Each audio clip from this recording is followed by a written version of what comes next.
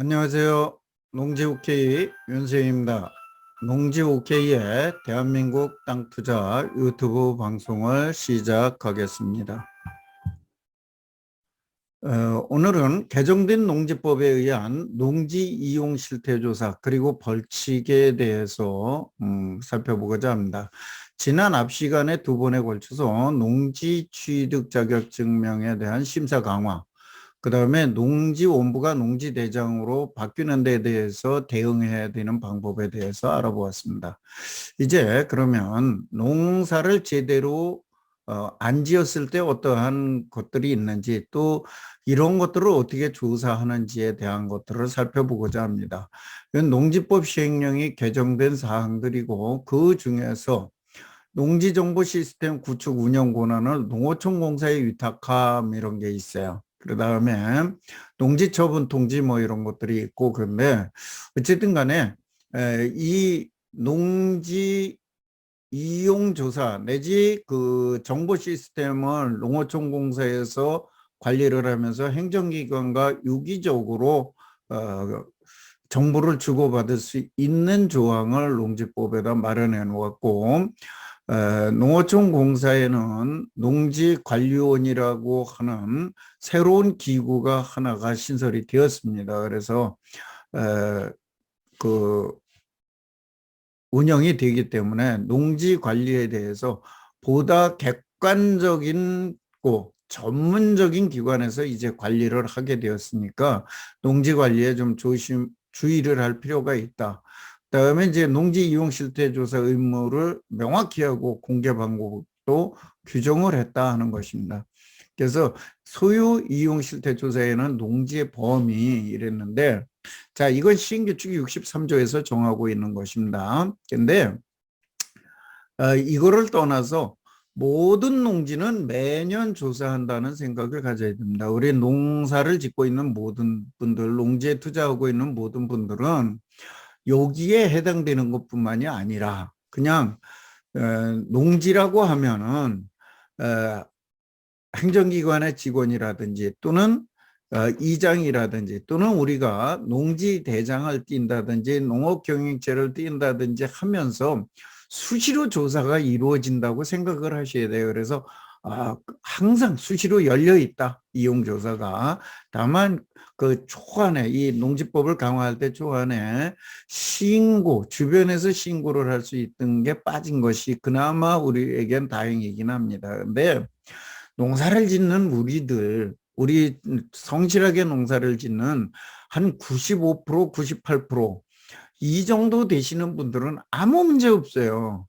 농사를 안 짓고 얼러덩 그냥 투기라고 해야 되나? 그런 분들이 바로 투기죠. 이렇게 투기를 하신 분들이 문제지. 농지를 사가지고 농업을 하고 농사를 직접 지어보고 뭐 이렇게 하시는 분들은 아무런 문제 없다. 집중 아니라 뭘로 해도 걱정할 게 없다. 예, 뭐 잘못한 것도 없는데 괜히 검찰청 앞에, 경찰서 앞에, 재판소 앞에 지나가려면 괜히 위축되는 것과 같은 그런 심정은 조금 있을 수 있습니다. 그렇지만은 잘못이 없는데 경찰이 오면 어떻고 경찰서에 붙잡혀가면 어떻습니까? 아무런 잘못이 없는데. 물론 없는지도 만들어 씌우는 게 우리나라의 사법기관이긴 합니다. 그렇지만은 어쨌든 간에 이렇게 내가 떳떳하다면은 얼마든지 걱정 안 해도 된다, 그런 얘기예요. 자, 집중적으로 조사하는 거 보자. 자, 5년 이내 농지 취득 자격증명의 발급 등록농지. 그게 뭔 얘기냐면 이제는 농지 취득 자격증명을 발급받은 농지는 5년 동안 집중적으로 농지 이용 실태 조사를 한다, 그런 얘기예요. 이걸 뒤집어서 얘기하면 그거예요. 농지 취득 자격증명 받은 것은 5년 동안 이용 실태를 조사를 한다. 그 다음에 농지 소재지 또는 이와 연접한 지역에 주소를 두지 아니한 사람이 취득한 농지, 쉽게 얘기해서 제촌 지역 밖에 있는, 그러니까 이거를 갖다 우리는 부재지주라 그러죠. 부재지주의 농지는 집중 조사를 항상 하겠다 그런 얘기예요. 재촌하고 있는 농지는 5년이 경과한 농지면 집중 조사는 안 하는데 재촌을 안 하고 있는 거. 그러니까 부재지주의 농지는 집중적으로 언제나 기한에 상관없이 계속해서 하겠다는 겁니다. 기한에 상관없이요.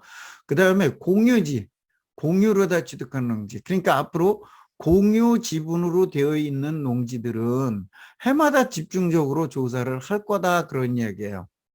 예. 이거를 지금 여기다가 써놓은 거를 그대로 읽고서 하면은 그 참 되게 복잡해요.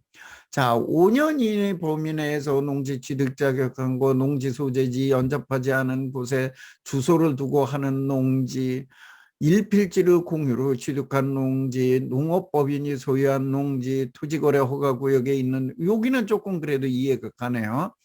예, 그 다음에 외국인이 한 거, 그 다음에 농지 소유, 거래, 이용 또는 전용 등에 관한 사실을 확인하기 위해 필요하다고 농림, 요거는 그야말로 맞다나 모두 할 수 있다 그런 얘기예요. 자, 다시 한번 우리 알기 쉽게 투자자인 우리 농업인이 이해하기 쉽게 하자 그런 얘기예요. 자, 농지 취득한 지 5년이 안 된 농지는 무조건 조사한다. 일제 조사한다. 중점 조사한다.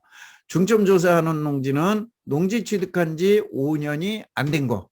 여기에서 농지 취득한 거라고 그러는 것은 한 거는 상속은 농지증을 안 받았기 때문에 상관이 없는데, 자, 농지증을 받은 거예요. 그러니까 증여도 들어가고 매매도 들어가고 여러분들이 좋아하는 경공매도 들어가고 다 들어가는 거예요.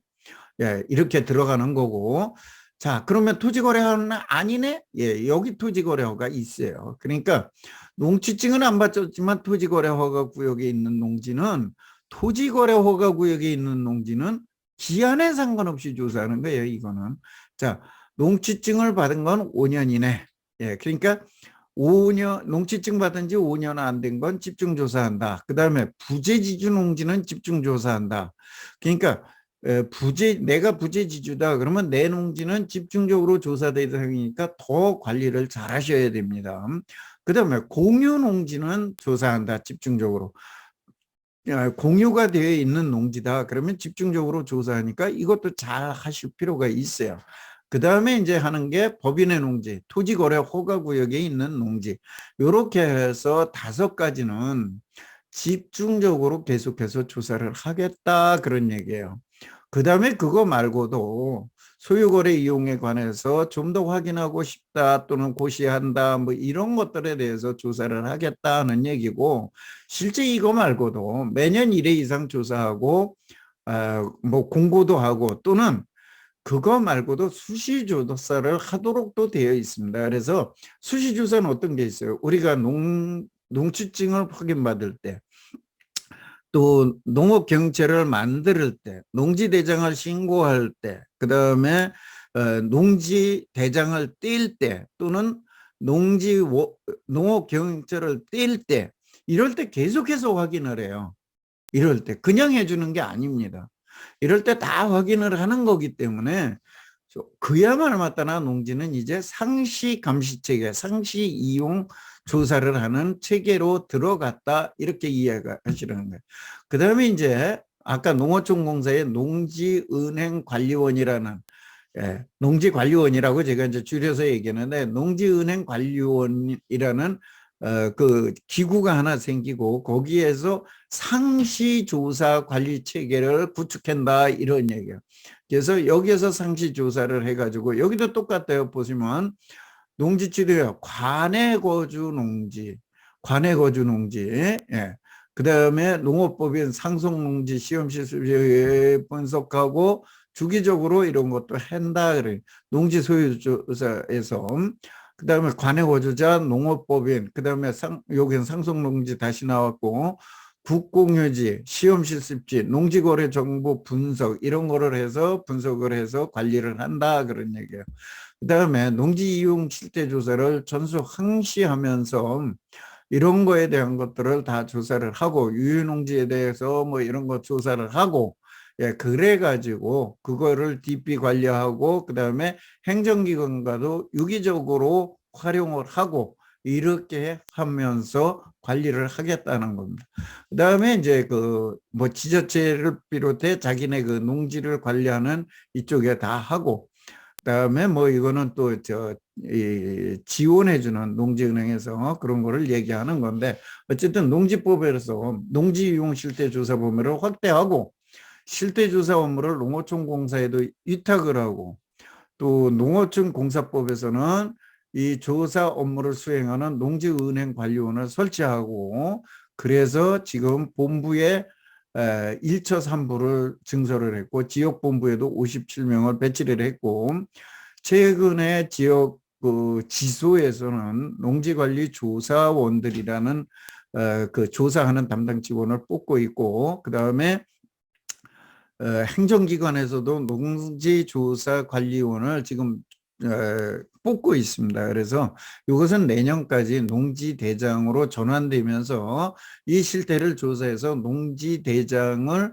완벽하게 그 DP화하기 위한 그러한 작업을 하고 있는 것입니다. 그래서 이런 몇 가지를 저거 해서 하는 거니까 그걸 하시고 아까 제가 앞에서 잠깐 얘기했지만 농지 형상이나 이용 실태를 확인하는 경우는 저렇게 상시 뭐 하고 이런 일제 조사를 하고 법에 의해서 하는 것뿐이 아니라 이렇게 농취증을 확인할 때 농지 대장을 등록 변경이나 발급받을 때 농업경영체 등록 신청할 때 지역농협의 조합원을 신청할 때 농지연금을 신청할 때 이렇게 이게 다예요. 이 등록뿐이 아니라 발급받을 때도 하게 된다 이런 얘기예요. 그래서 이렇게 해서 수시로 수시로 여러 곳에서 체킹이 되니까 농지를 내가 가지고 있다. 제촌자경이 최고다.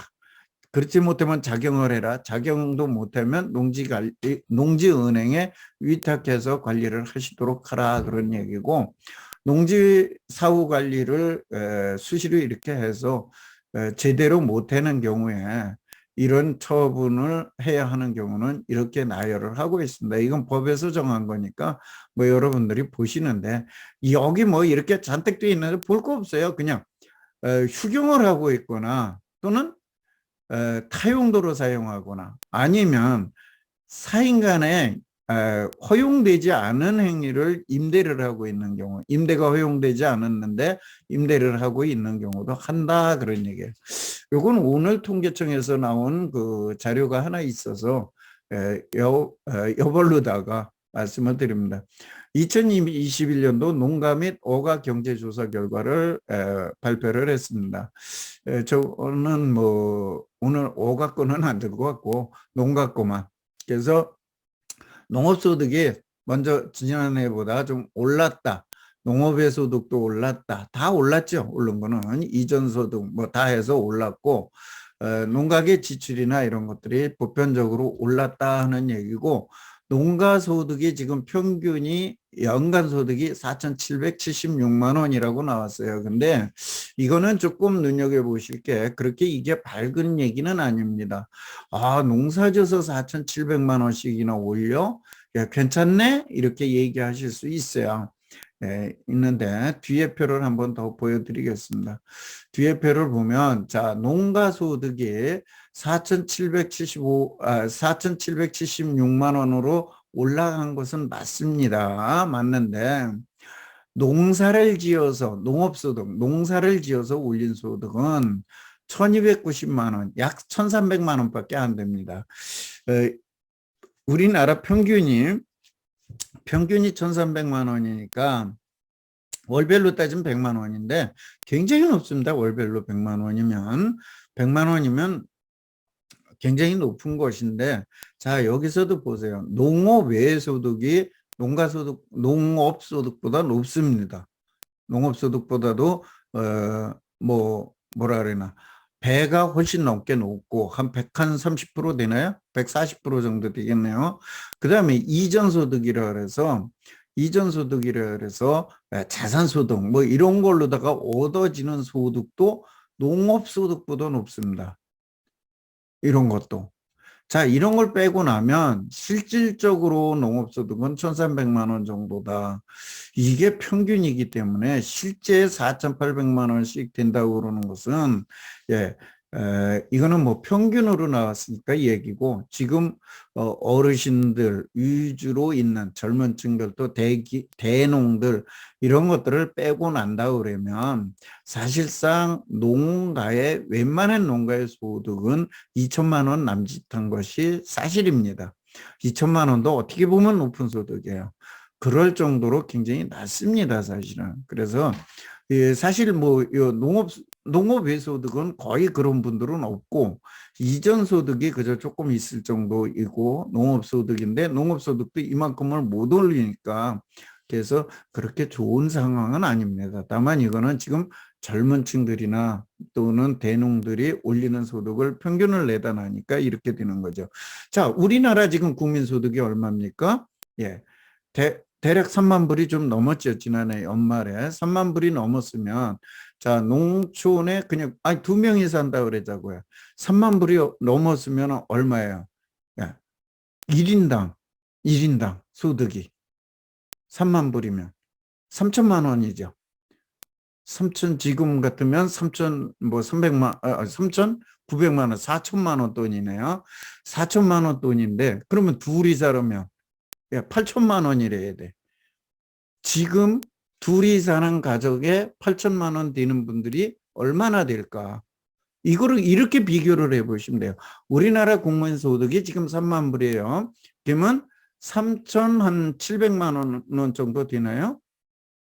야, 지금 3, 3은 9니까 아마 거의 4천만 원 돈입니다. 4천만 원 돈인데 3만 얼마였으니까 4천만 원 돈인데 그러면 1인당 4천만 원이니까 두 가구가 살면 8천만 원이 우리나라 평균이에요. 평균인데 과연 그러냐 이런 얘기예요. 과연 그러냐. 우리 개개인을 우리가 보면은 모르겠습니다. 제가 있는 이 주변에 있는 분들은 8천만 원, 연간에 8천만 원 소득이 들어오는 분들이라 그러면은 그래도 산다 하는 분들입니다. 예, 제가 부천에 살고 있는데 제가 살고 있는 이 주변에서 두 가족이 더더군다나 근데 이게 세 가족이 들어가면 1억 2천이에요. 네 가족이 살으면 1억 6천입니다. 이럴 정도로의 평균 소득을 올리는 사람은 제가 있는 이 지역이라면 30% 무조건 안 됩니다. 70%가 그거에 미달래요.